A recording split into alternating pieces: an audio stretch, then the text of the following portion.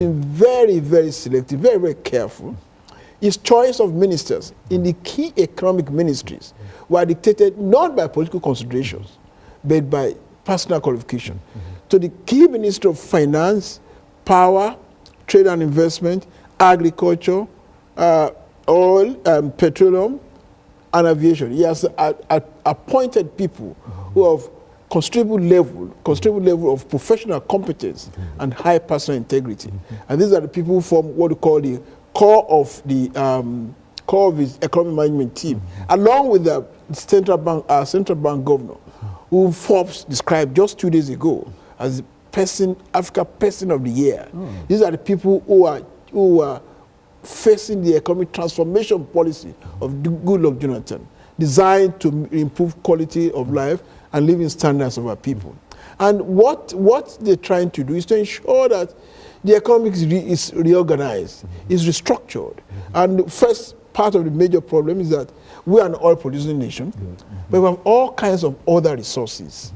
And we are a major agricultural country until we discovered oil.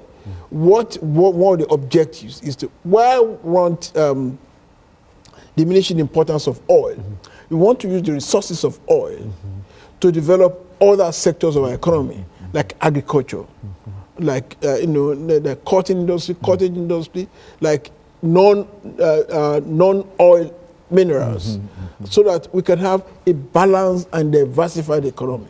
Right now, I think 95% of our our national income is derived from oil.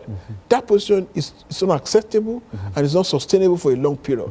So what the government is trying to do is to develop non-oil sectors of the economy, especially agriculture, so that we can feed ourselves, we can develop the agro industry, we can develop agro business, feed ourselves, feed other countries of Africa and the world, and have a very balanced economy. That's what the Jonathan is doing. Also, the international community accused of unfairly, though, of corruption, whatever they want to do. And it takes two to be corrupt anyway.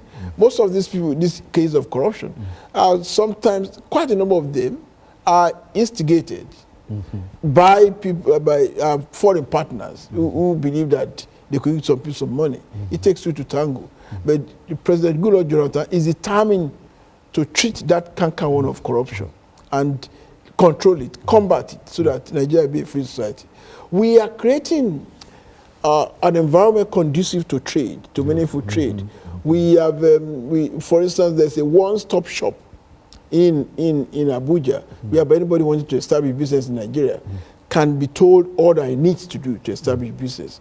We are creating conditions for foreign direct investment. Our own economic transformation program is predicated on substantial contribution, first from the private sector. It must be private sector driven. And we also want foreign private investment. So all our missions are be mandated to do what they can to attract foreign investment to our country. And in the process of doing that, the government has created the machinery necessary to be able to entertain this foreign private investment, creating conditions that will enable them to develop, to contribute, bring their investment to Nigeria, and be able to, and creating conditions that will make investors finding it easy to be able to invest in the economy. For instance, there have been many new laws. For instance, our stock exchange have been reorganized, our banking system have been reorganized, and we have, and there are laws by which, for instance, anybody who makes, any foreign investor is allowed to carry his entire profit back to his country. And we do so many things just to attract direct foreign private investment to Nigeria. As I'm talking now, I'm expecting a delegation of Nigerian businessmen in the next 2 weeks for an event in Las Vegas, which will center on power generation. And we are collaborating with American institutions. 3 weeks ago, U.S. Exim Bank president and 3 of his vice presidents visited Nigeria. And what were they doing there? To sit with the economic management team, to discuss with them areas of cooperation, either in the power or agri or infrastructure development. and give us facilities by which private sectors can contribute to our economy, either in power, agri, or infrastructure. And so this whole economic transformation that the president has undertaken is designed in a real sense to bring Nigeria's economy into the 21st century. And you find that it's been quite successful in a real sense as we get ready for this second commercial break. We'll have 10 minutes after this. But you find that to be very, very instrumental in terms of how the world is seeing Nigeria now at this particular point. And of course, what we will do, Doctor, is to take this second commercial break, and then we'll come back and we'll have 10 minutes to allow you to talk about some other trade and economic developments, as well as any other ideas that you'd like to talk about at this particular point. And we'll be back with our audience following this very, very short commercial break.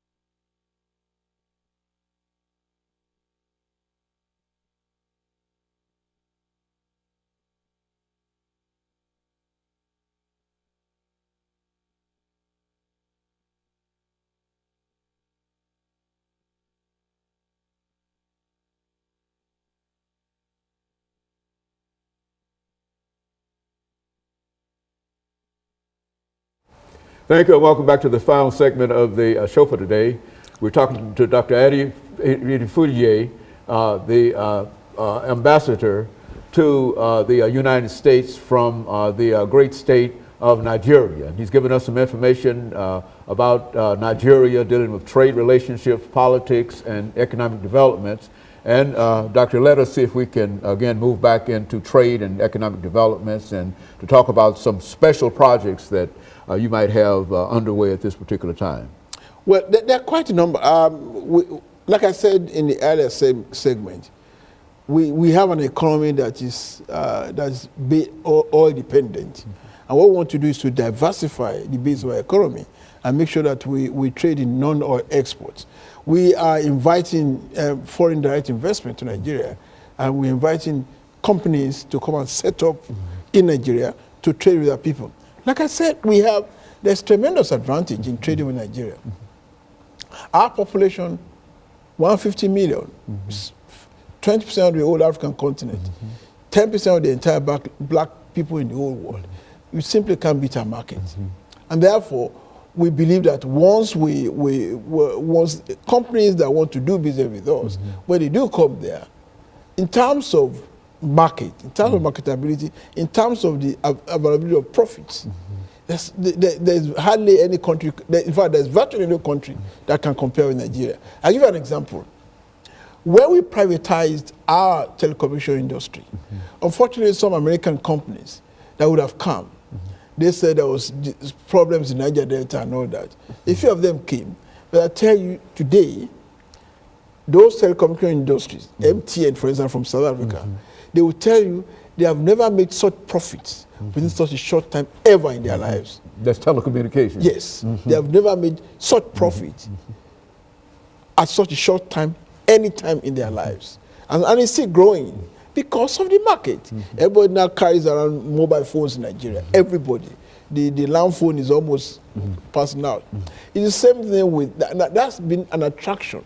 That reason where major US companies particularly in the distributive and retail trade, like Walmart, now want to come to Nigeria. They've been in my office once, we discussed.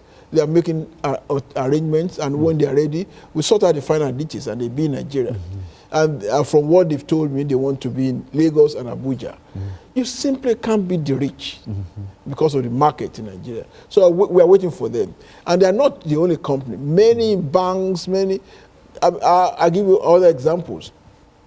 I came back from Nigeria on Monday, and what did I go to do? I was on the maiden flight of Continental Airlines that was going to Nigeria, that was already beginning a daily flight from Houston, Texas to Lagos every day. Every day. And the very first flight was almost packed full to Nigeria. And the return flight was almost packed full. In December, I was also with United Airlines going on 4 flights a week from Washington to Accra to Lagos. So within a space of 9 months, 2 U.S. airlines began operating in Nigeria, and Delta started some 2 years ago. And right now, they started operating from Atlanta to Lagos every day on the 777, and 4 times a week they fly from New York through Accra to Lagos. So, and there are many airlines still wanting to come with us. So, we're working on details about that. So, many companies in the U.S., because they now have confidence in the government of Dr. Goodluck Jonathan, because we created an environment conducive to trade, because they know the availability of the Nigerian market, many U.S. companies now want to trade in Nigeria, and on our own part, we are creating the environment for them to come, and we're doing the best we can. There are other areas in which we are exploring opportunities for trade in the United States, especially in the areas of agri. They're there, and Nigerian embassy in April or around March or April, we intend to hold a road show, an agricultural road show, whereby we invite potential U.S. investors who are interested in agriculture to come and meet their Nigerian counterparts with the support of the U.S. Exim Bank, who will be there. They're supporting us to be able to and give them the necessary guarantees to trade and invest in agricultural potential of Nigeria. That's the kind of thing we want to do. When we finish that, we're going to emphasize infrastructure, road, rail, and all that. I want American investors to come and meet their Nigerian counterparts with the support of top-level financial institutions, World Bank, U.S. Exim Bank, to be able to establish trading contact with Nigeria at various levels. So we are creating all kinds of linkages between Nigeria and the U.S. companies to be able to trade with Nigeria. Because for us in Africa, I keep saying to my U.S. friends, we don't want aids, we want trade. Because trade is more psychologically satisfying. In any case, this aid they call, how much of it gets to us? And when trade makes you retain your personal pride.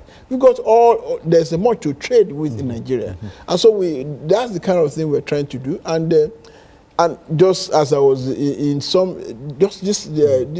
this afternoon, in some of the medical institutions I visited, they want to establish linkages with Nigerian universities so that we have exchange of students, exchange of faculty, so that we can be able to strengthen the bond and trade between Nigeria and the United States. So there's so much going on in Nigeria, and we invite the city of Nashville to come and join us.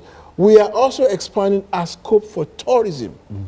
Tourism is going to be a good source of income for Nigeria. The diversity of Nigeria, the eco structure in Nigeria, we have the savannah, the grassland, the desert, and we have some good elements of wildlife in Nigeria for tourists to come and see the diversity of our culture, and that's one of the things we're going we are stressing. After we have done the roadshow on agriculture and infrastructure, we also did the one on tourism, and because there's a lot of tourism, many of Americans here, Many of them have done their DNAs, and quite a number of them have Good, told me okay. that they done their DNAs, they are from Nigeria. Nigeria, very, We're going to see what we can do to make them come back home and contribute to the economy of their fatherland. So we are having all kinds of, in fact, the Center for Black and African Civilization is thinking of building a museum of Nigerian art in Atlanta very soon. So we are exploring all kinds of opportunities to bring trade and all kinds of links between Nigeria and the United States. So Nashville, you are invited to join, and we'll be glad to receive you. You know, I think that in some of the things that are happening in the United States is this whole issue of unemployment and et cetera. This would help any infrastructure, anything that you do as a country helps employment in that nation. Is that what